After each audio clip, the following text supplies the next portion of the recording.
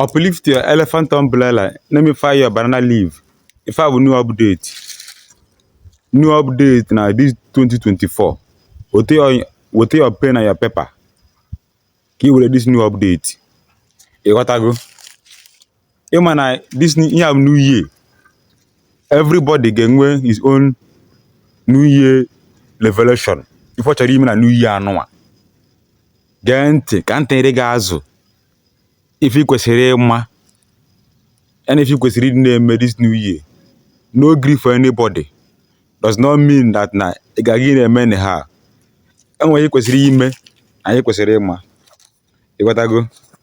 If I have dictionary, I go in affair. If I have number one thing, it was a ma this new year. Number one thing, it was my avoid. Ngo abunke nwanyi. Nwoke kpọọ gị sị gị na gị bịa ebe dị otu a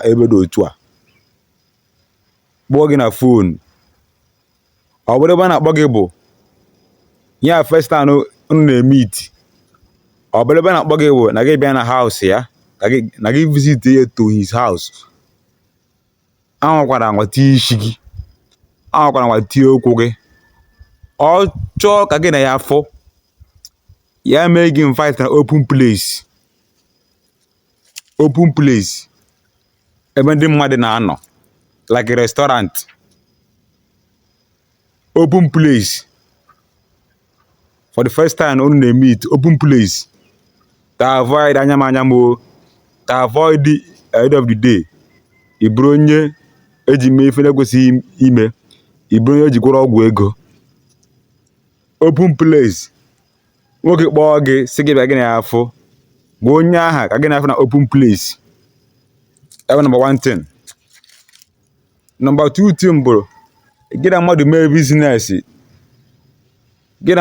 business mụnakwa mara na this year boys some men as no gree for anybody enwe ndị waziri anya gị na-amekọ business achọ ka nrie gị chefuzie na onye ahụ chọrọ iri ịmaghị ebe o si bịa ịma mmụọ dị aga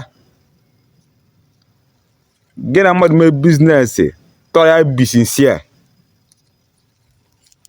sincere kwuo nke bụ eziokwu erigoro onye aha maka wakịta abụzie ebe a na-apụtasị onye a na-ekarịrị ya enwere ike karịa onye aha na ọkpụkpụ aka ịkarịrị ya n'ime mmụọ ime ebe o si abịa ụwa nke ya ịghọtago so gị na mmadụ mmekọ business this 2024 be sincere onye nke bụ eziokwu to avoid the end of the day atụwa gị na anụshi egbuo gị uche ga-adị ya ihe update ka ọwụ ihe update ka na-atinye gị ihe a so nke ọ bụla ị na-eme uche ga-adị gị mara nke ahụ imecha nnọọ ka obi gị ruo ala gị dị satisfied ọ bụ nke ahụ ime end of the day anaghị threaten gị mee nke ahụ ime obi ruo gị ala. 5 number 2 update. Number 3 update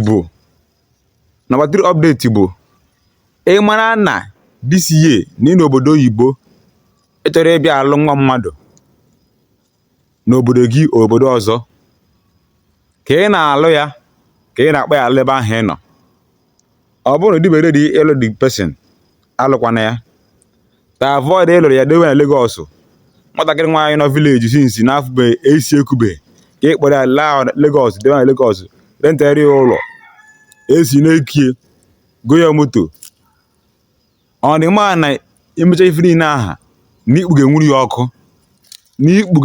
ọkụ mgbe ikpu nwụziri ọkụ ọ bụrụ na enwezi onye ga-agba ya mmiri oyi ọ bụrụ na enwezi onye ga-satisfy ya chọọ bọs na street ga-eme ya o ruo echi fesa na gị aghọ nwa landlord.